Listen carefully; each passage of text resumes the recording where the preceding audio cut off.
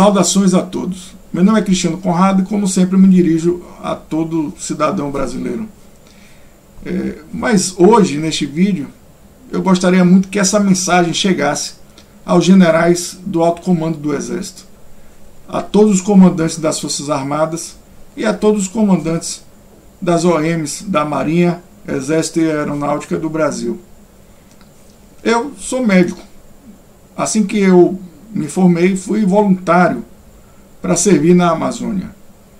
E, como comandante da 12ª Região Militar, fui distribuído primeiramente para Carauari e depois para Tefé, onde eu servi na 16ª Brigada de Infantaria de Selva.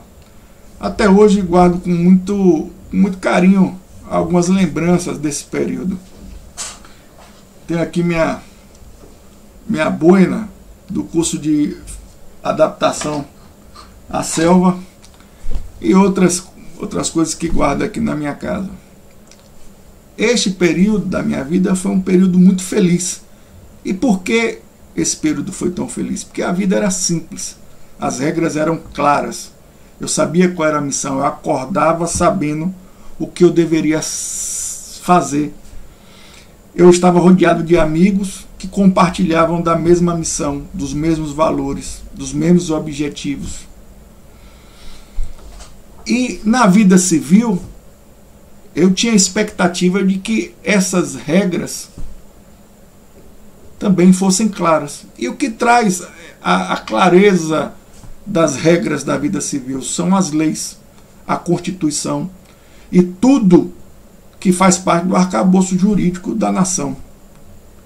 E neste momento estamos vivendo uma verdadeira confusão, porque as leis não significam mais nada, desde a Constituição às leis subalternas que constituem essa estrutura, esse alicerce da vida dentro do Estado de Direito.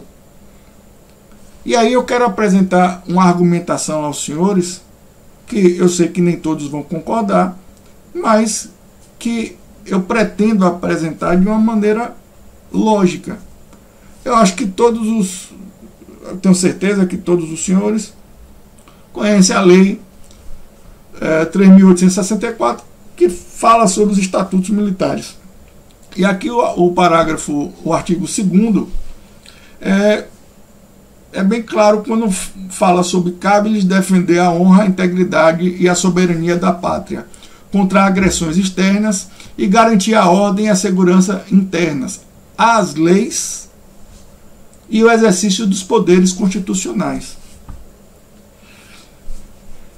Eu tenho certeza que, como militar, nós temos a expectativa de que as instituições democráticas sejam suficientes para garantir esta obediência, este Estado de Direito e as próprias leis, a própria obediência às leis.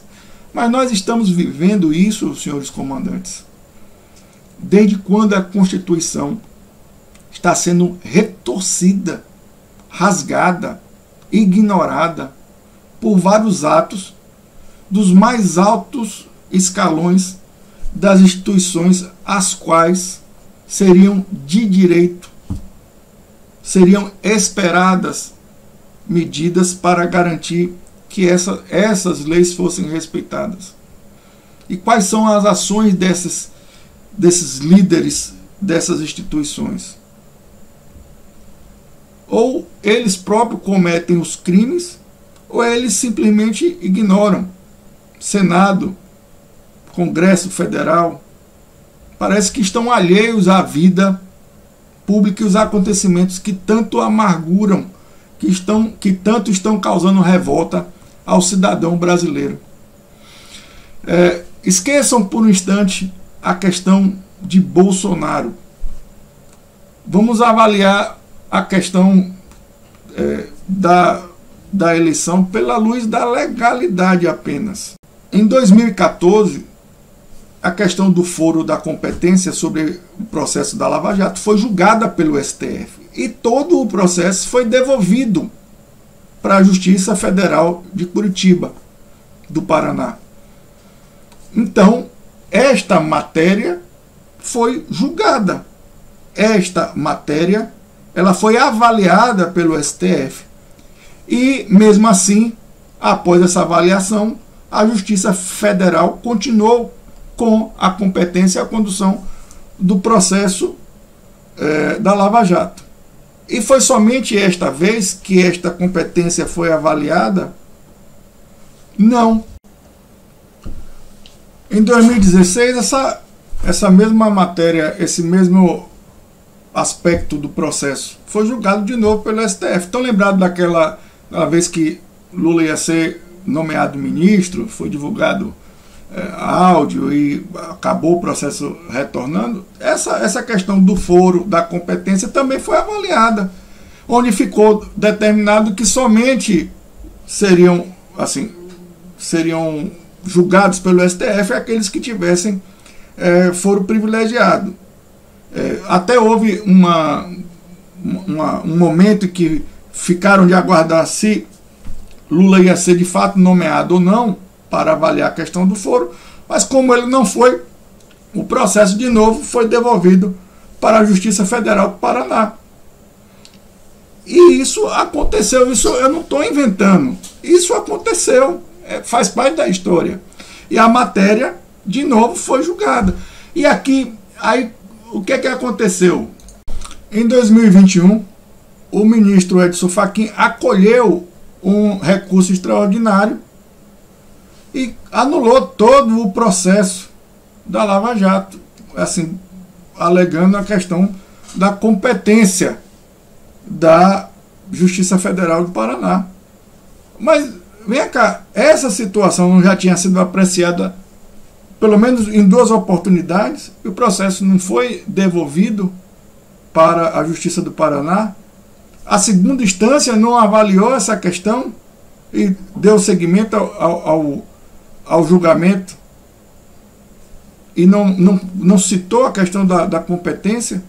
E o Tribunal Superior também julgou isso por diversos juízes e não percebeu que a competência não pertencia à Vara Federal, à Justiça Federal do Paraná? Quantos recursos foram apresentados durante todo o processo, alegando a incompetência da Justiça Federal e do Paraná, e não foi acatado? Inclusive, isso fez parte do voto do ministro Nunes Marques. Ele considera ainda que a exceção de incompetência do juízo da 13ª Vara Federal, arguida pela defesa do ex-presidente, não poderia ser reiterada em outras vias processuais, quer dizer, o recurso extraordinário, depois de ter sido anteriormente rejeitada. Os recursos foram rejeitados e a questão em si foi apreciada pelo STF por pelo menos 2 vezes, como eu mostrei a vocês. E aí, depois de quase 2 anos, o réu cumprindo pena, vai se avaliar um recurso, e a questão dos prazos. Esse recurso poderia ter sido aceito?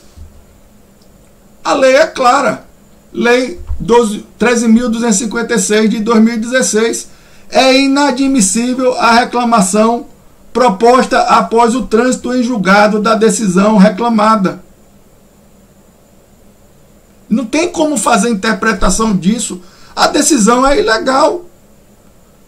O ex-presidente Luiz Inácio Lula da Silva não podia estar disputando o pleito de 2022. E quanto ao prazo? O prazo, após a decisão, é de 15 dias para interposição de recurso extraordinário. Esse prazo foi respeitado? Não. Isso tudo é uma sandice. E quem deu o pontapé inicial para essa anulação foi o ministro Edson Fachin. Ele deveria ter julgado esta matéria, este recurso? Não. Por quê? Porque o ministro Edson Fachin era um militante da esquerda, estava comprometido. Ele, ao menos, deveria ter declarado suspeição e devolvido o processo para ser redistribuído. Era o mínimo que nós esperávamos. E por que eu estou falando isso? Eu estou fazendo suposições? Não, isso é um fato. Isso é um fato manifestado pelo histórico do ministro Edson Fachin. Sou eu que estou inventando? Não, qualquer pessoa lúcida pode verificar isso. E negar isso é negar os fatos. Veja só aqui, acompanhe comigo. Tenho em minhas mãos um manifesto de centenas de juristas brasileiros que tomaram lado. Quer dizer, juristas brasileiros que tomaram lado. Quer dizer, ele que é jurista, é um professor, jurista, tomou um lado. Que lado foi esse?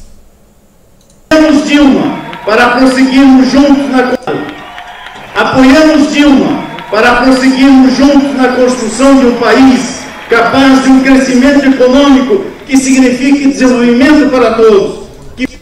Essa é a única manifestação do ministro Fachin, apoiando o PT, apoiando movimentos de esquerda, apoiando organizações de esquerda? Não. Existem diversos vídeos que comprovam isso aí no YouTube, qualquer um pode verificar isso. Então, o razoável, o esperado, seria que ele, para não ter suspeição sobre seu julgamento, ele próprio declarasse suspeição e devolvesse o processo para ser redistribuído. Bom, por enquanto vamos nos manter nas coisas mais importantes. O processo eleitoral, ele precisa ser transparente. Isso é um quesito constitucional, verificável por todo cidadão brasileiro. E a própria legislação brasileira eleitoral diz aqui: é anulável a votação quando for negado ou sofrer restrição o direito de fiscalizar e o fato constar de ata ou de protesto interposto por escrito no momento. Como é que o cidadão... O código-fonte faz parte do processo eleitoral, do sistema? Ele é determinante do resultado? É, porque ele, em tese não, factualmente, é o responsável pelo registro do voto. As Forças Armadas aparentemente foram capazes de constatar que os dados que chegaram no TSE são os mesmos que foram apresentados. Mas como é que pode ser verificado a geração desses dados, a fidelidade da geração desses dados, se o dado registrado representa de fato o voto? E se esse código-fonte, que é o responsável por esse registro, não pode ser verificado, o processo todo é falho. E não é possível, se não há acesso ao código-fonte, não é possível de fiscalizar. E quem tem o direito de fiscalizar? Todo cidadão brasileiro tem o direito de fiscalizar. Agora imagine se sequer as Forças Armadas estão tendo o direito de fiscalizar pleno, porque se não há como verificar a geração do dado, essa fiscalização não garante nada. O fato é esse. Então o processo todo já é ilegal. Nós estamos em uma democracia onde a etapa, onde o fato mais importante da democracia, que é a eleição dos representantes da população, ela não é um procedimento verificável, não é um procedimento que dê paz ao cidadão, que não leve a garantia de que aquele resultado é de fato a manifestação da vontade da maioria. Então nós vamos ficar nessa situação até quando? Aí muitos falam: Bolsonaro perdeu essa, tem a próxima eleição. Se de fato esse processo ele foi enviesado, por que leva aos senhores a acreditar que na próxima eleição o resultado será justo? E havendo de fato fraude, é essa a possibilidade. Acham que vão retroceder a partir de agora ou vão recrudescer o controle, vão tornar mais e mais efetivo o controle sobre o processo? Eu não, assim, são suposições que precisam de respostas. E respostas que deem segurança à população. Porque todo esse processo de manifestações que a nação está vivenciando é por conta desta insegurança do processo eleitoral. É que vamos dar continuidade à nossa argumentação. É claro que nenhum comandante das Forças Armadas, desde o alto comando até os comandantes de organizações e qualquer militar, é claro que nenhum destes pensariam em estar numa situação onde fosse necessário intervir no funcionamento das instituições democráticas. Porque, a princípio, elas deveriam ser capazes de garantir pelo menos o respeito às leis. E elas não estão garantidas. Essa situação da reabilitação do ex-presidente Luiz Inácio Lula da Silva é única? É o único desrespeito à Constituição que nós vimos nos últimos anos? Não. Esses desrespeitos foram repetidos várias e várias vezes nos últimos anos. E as instituições que deveriam tomar atitude fizeram o quê? Os comandantes, os presidentes das casas legislativas são suspeitos. E os integrantes são aleijados, sequestrados, aleijados, incapazes de tomar qualquer atitude para reaver seus mandatos, o poder dos seus mandatos. Por mais que existam alguns que ainda se manifestem, suas manifestações são inócuas. E aí não temos instituições capazes de restabelecer o império das leis no país. Eu desejaria que se fosse necessário uma intervenção das Forças Armadas, não. Qual é a outra opção? Qual a outra opção? Me digam aí. Nós estamos vendo uma classe política cada vez menos capacitada intelectualmente, menos respaldada moralmente, cada vez mais mal intencionada, cada vez menos merecedora de confiança. Nós estamos vendo aí até alguns membros da bancada evangélica dizendo que é possível se voltarem para compor a base de apoio do governo do PT. Nós estamos vendo aí deputados que foram eleitos nos ombros da direita, para não dizer nos ombros de Bolsonaro, estão aí já manifestando a possibilidade de comporem a base de apoio do PT. Vocês esperam que esta classe política seja capaz de restabelecer o império das leis no Brasil? Eu não espero. Bom, esse vídeo está ficando longo de novo, né? E eu tenho que encerrar. Eu podia falar um bocado de coisa sobre falta de isonomia, parcialidade do TSE, Constituição, censura, órgão de imprensa, radiolão, mas tudo isso é pouco objetivo frente a toda a argumentação que eu ofereci anteriormente. A eleição, esse processo eleitoral, ele é ilegal desde que um dos elementos dele, o que saiu vencedor do pleito eleitoral, não podia estar participando. O processo de anulação da condenação dele foi ilegal. E não sou eu que estou falando isso, é o que está escrito na lei. Todo o processo foi evado de erro. Mas aí o que vale é o que o ministro Fachin falou, a lei sou eu, não é isso? Não é assim? Não é isso que está escrito. E aí pedem para a gente ter fé no processo eleitoral, esperar as próximas eleições. Primeiro, existe fé de que, já que essa eleição não foi justa nem legal, a próxima vai ser? Sobre, assim, as modificações necessárias vão ser feitas na vigência deste governo, um governo que já começa assim, contrariando tudo que foi afirmado durante a campanha. orçamento secreto, já estão engordando o orçamento, né? Previsão de estouro do teto de gastos em 400 bilhões. Quer dizer, aumento dos gastos, e não é pouca coisa. 400 bilhões de reais no mesmo momento que o setor produtivo está assustado.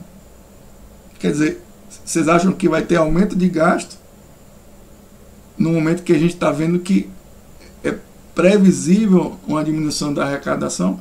Porque muitos empresários do setor produtivo, industrial e agrícola, estão dizendo que vão parar de investir, que vão fechar as portas, vão transformar seu patrimônio em recursos assim, seguros, ouro, qualquer outra coisa, e vão esperar o que é que vai dar.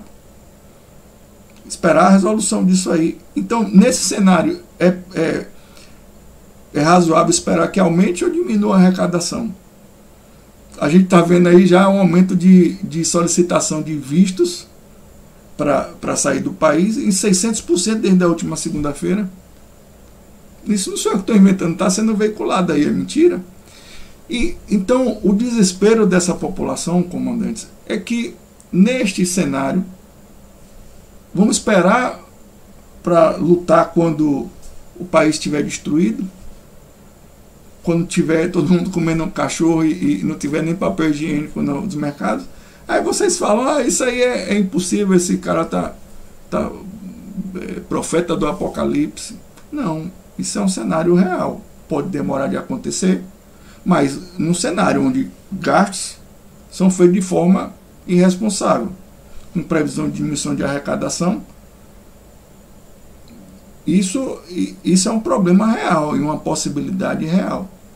A gente está vendo as propostas de governo futuras aí, são cenários que preocupam tanto da parte da segurança, da vida cotidiana, quanto da parte financeira do país, a economia. E aí, esperem as eleições, as próximas eleições. Se é essa a eleição, a suspeição dela, não vai ser a próxima eleição que vai resolver isso. Então, eu acho que tudo que tinha de ser dito já foi dito. O processo foi legal. Esse candidato eleito não podia ter participado do pleito. E, infelizmente ou felizmente, o papel de defender as leis, em última instância, é das Forças Armadas. Eu sei que isso não está regulamentado de forma clara, não precisou se recorrer a essa resolução. E é tudo uma grande novidade.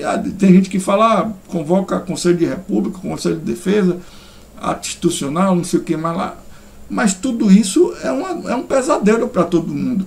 Para mim, para as pessoas que estão na porta dos quartéis, para os senhores que possivelmente teriam que responder caso seja optado por essa via de resolução. Mas é o que está escrito na lei, que é papel das Forças Armadas defender as leis. As leis estão sendo respeitadas? O Estado de Direito está valendo mais alguma coisa? Não está. Então, quem é que vai resolver isso? Eu não sei. Eu, sinceramente, não sei. E perdi a fé nas instituições. Pode ser negociado um meio termo? Pode, mas quem tem o poder para fazer as pessoas sentarem na mesa e negociar um meio termo? Eu? Não. Uma das primeiras orientações de negociação é criar o problema, porque se não tem problema, não tem por que negociar. As partes interessadas não têm nenhum estímulo para negociar. Então tem que ter um problema para as pessoas resolverem. E isso, por isso, essa urgência e o sentimento, né, de que nós, todos cidadãos brasileiros, estaremos submetidos a um governo que foi eleito de maneira ilegal, onde o vencedor, né, não poderia sequer estar fazendo parte do pleito. Isso deveria ter sido resolvido lá atrás. Foi resolvido? Quem é que devia resolver isso? Eu? O Senado? O Senado devia, né? Mas, e aí? Ninguém mexeu as pernas. Ninguém resolveu. Quem devia ter resolvido? O cidadão. Quantas manifestações aconteceram? Rapaz, infelizmente, o nego está respeitando a manifestação. Deixa essa ruma de Zé Povinho gritando na rua. Vamos fazer aqui de conta que ninguém está vendo nada. É isso. E o Estado de Direito só vale para o fraco, para o pequeno. Lei só é aplicada para o fraco, para o pequeno. E o Brasil chegou a esse ponto. Quem vai dar a solução? É essa a pergunta que eu deixo aos senhores comandantes. Eu encerro o vídeo pedindo desculpas, que possivelmente eu falhei nas mensuras, nos pronomes de tratamento. Isso não significa em nenhum momento desrespeito, muito pelo contrário. Vejo os senhores como figuras respeitabilíssimas. Peço desculpa aí se eu falhei em algum momento, mas fica a certeza da honestidade da sinceridade da minha argumentação e da minha verdadeira preocupação. Que Deus nos proteja, que se ache a solução para os problemas que estão sendo manifestados aí, e dos pleitos, das solicitações, dos clamores da população brasileira, e que possamos passar por isso sem danos irremediáveis à democracia. Um abraço a todos. Até a próxima. Lembrei de uma coisa aqui. Porém, se a pátria amada for um dia ultrajada, lutaremos sem temor. Está sendo ultrajada todos os dias, comandantes.